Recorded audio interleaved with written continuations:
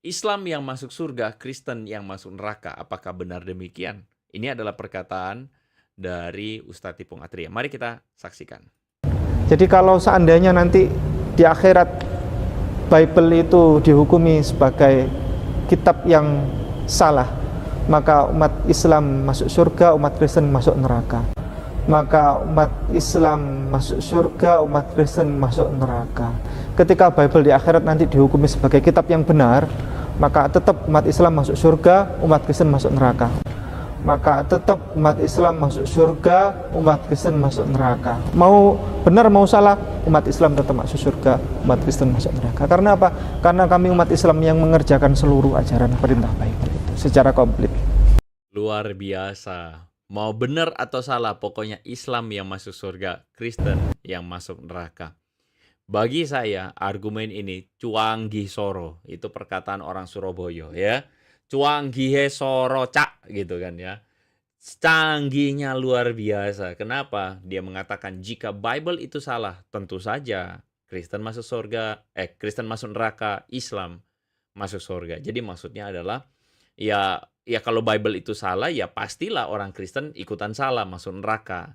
Nah, tapi kalau Bible itu benar, tetap aja Kristen masuk neraka, Islam masuk surga. Kenapa? Karena Islamlah yang melakukan ajaran Yesus atau ajaran Bible, kata Ustadz Ipung Atria. Karena Islam sempurna melakukan ajaran agama. Loh, ya. Saya jadi bingung ya. Kalau misalnya dia, kenapa saya katakan ini argumennya cuanggih soro ya, atau canggih banget? Karena dia ini ingin menawarkan sorga, ya, menawarkan sorga kepada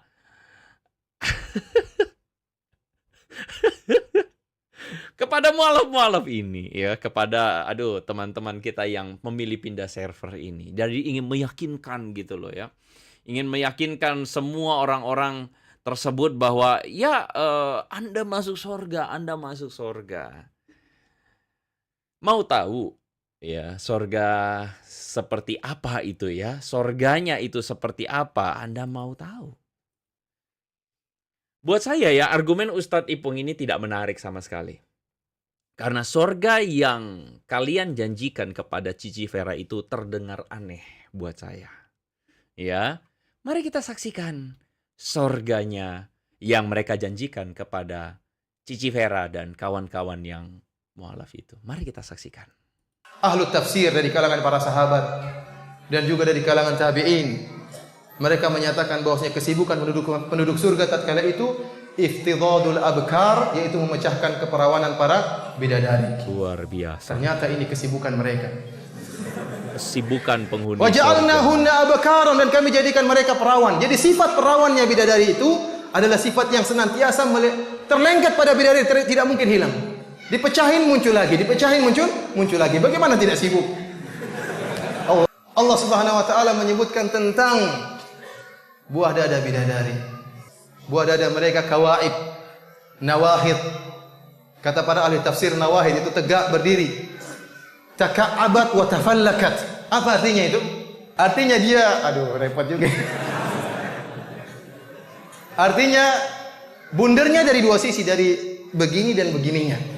Selesai.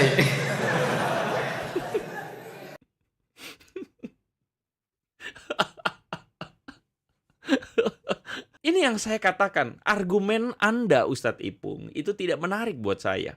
Cuman ya saya nggak tahu, buat teman-teman yang memang pikirannya kesana melulu ya jadinya menarik begitu. Menarik kenapa? Karena dijanjikan hal yang memang disuka begitu ya. Ya. Jadi saya kalau misalnya Cici Vera menyaksikan siaran ini, Cici Vera sudah mencari tahu nggak surga yang dimaksud itu? Katanya kalau jadi mualaf gitu ya, dosanya dihapus, bisa masuk surga. Ya terserah itu, kalau Anda mempercayainya ya sudah begitu. Kami juga tidak akan gimana. Tapi apakah itu surganya begitu ya? Apakah surganya seperti itu? Saya tuh kalau melihat yang kayak begini, waduh gitu ya. Kalau surgamu itu adalah beginian, saya sih nggak tertarik. Menurut teman-teman gimana? Anda mau saksikan ini? Mari kita saksikan. Tapi kata Rasulullah, Kesibukan para lelaki nanti di dalam surga adalah, malu saya ceritakannya nih. Kesibukan para lelaki yang masuk surga di surga adalah memecah perawan istri-istrinya. Rasul berkata, maaf, zakar laki-laki ketika dia berdiri karena syahwat selama 70 tahun berdirinya. 70 tahun katanya ya, berdirinya 70 tahun. Apa tuh berdiri? Saya nggak tahu deh, monumen kali ya. Kita lanjutkan ya. Kalau laki-laki masuk surga dikasih bidadari 7 orang. Bagaimana dengan wanita? Apakah dapat 7 pangeran? Kenapa laki-laki selalu disebut punya banyak bidadari? Beda laki-laki dengan perempuan.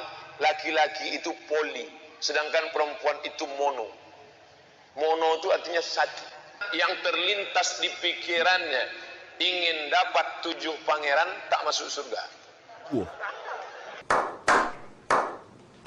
Luar biasa saudara ya. Jadi kalau ada perempuan yang terlintas punya pasangan di sorga, itu tidak punya sorga katanya ya. Kita lanjutkan ya, kita lanjutkan.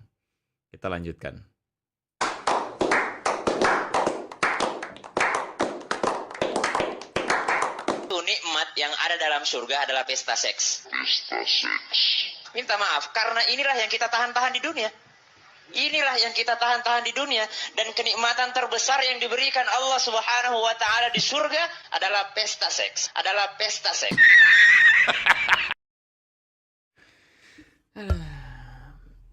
Saya cuman nggak tahu ya teman-teman ya. Saya cuman nggak tahu, maksudnya yang kayak begini mereka banggakan dan mereka suka ya. Kalau memang surganya beginian, saya sih nggak tertarik ya. Saya nggak tahu. Menurut teman-teman, saya nggak mau komen deh ya. Anda yang sendiri yang menilai ya. Ketika saya menunjukkan itu ya bukan saya yang ngomong, itu para ustadz. Mereka yang ngomong, dan saya nggak tahu Ustadz Ipong Atria berani membantah tidak itu semua perkataan-perkataan itu. Kalau nggak membantah ya sudah, berarti benar begitu, gitu kan ya. Jadi apakah Civera masih yakin mau pergi ke surga yang seperti itu? Ya, saya mau tunjukkan kepada teman-teman bahwa ada 2 deskripsi kontras di antara surga Islam dan surganya Kristen. Dan kalau misalnya teman-teman tadi menyaksikan apa yang dikatakan oleh para ustadz, sekali lagi bukan saya yang mengatakan. Itu para ustadz yang mengatakan. Saya ingin mengatakan bahwa surganya Kristen itu tanpa sebuah fantasi seksual.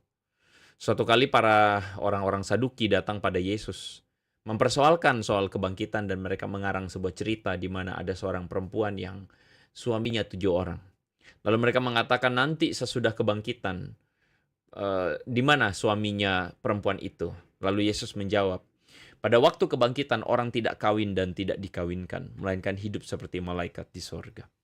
Yesus mengatakan dengan clear dan jelas bahwa tidak ada yang melakukan fantasi-fantasi seksual seperti itu sama sekali, ya. Sama sekali tidak ada. Jadi dalam kekristenan itu kontras sekali, tidak ada fantasi-fantasi seksual itu di dalam surganya, itu tidak ada. Misalnya dalam Wahyu pasal 21 ayat 3 dan 4, Anda lihat apa yang ada dalam surganya orang Kristen ya. Yang di dalam surganya orang Kristen itu dikatakan, lihatlah kemah Allah di tengah-tengah manusia dan ia diam bersama-sama dengan mereka. Mereka akan menjadi umatnya dan ia akan menjadi Allah mereka. Ini adalah definisi surganya orang Kristen, di mana pusatnya adalah Tuhan hadir di tengah umatnya. Bukan fantasi-fantasi liar seperti itu. Ia akan menghapus segala air mata dari mata mereka dan maut tidak akan ada lagi. Jadi di sorga dideskripsikan dalam kekristenan tidak ada duka cita, tidak ada kesedihan, tidak ada penderitaan. Bahkan di dalam ayat 27 itu dikatakan tidak akan masuk ke dalamnya suatu yang najis, orang yang melakukan kekejian atau dusta, tapi hanya mereka yang namanya tertulis dalam kitab kehidupan. Surga itu digambarkan sebagai tempat tanpa hawa nafsu duniawi. Ini jelas dan clear. Nah, jika surga, saya ingin mengajak teman-teman yang logis ya. Coba Anda pikir dengan logis. Kalau surga ini isinya kesenangan dan hawa nafsu, apakah itu surga? Saya bingung ya. Saya bingung deh. Kalau sorga itu isinya kesenangan dan hawa nafsu, apakah itu bisa disebut sorga? Saya bingung. Menurut saya itu bukan surga. Menurut saya itu hanya sebuah kesenangan, itu sebuah hawa nafsu. Begitu ya. Jadi ya begitulah kalau teman-teman menyaksikan mereka-mereka yang isinya cuman seperti otaknya cuman itu. Teman-teman, saya kira pertanyaan ini menjadi satu pertanyaan yang penting. Ya. Apakah sorga itu isinya kesenangan dan hawa nafsu? Jika sorga isinya kesenangan dan hawa nafsu, mohon maaf, saya tidak tertarik untuk berada pada sorga yang demikian. Ya.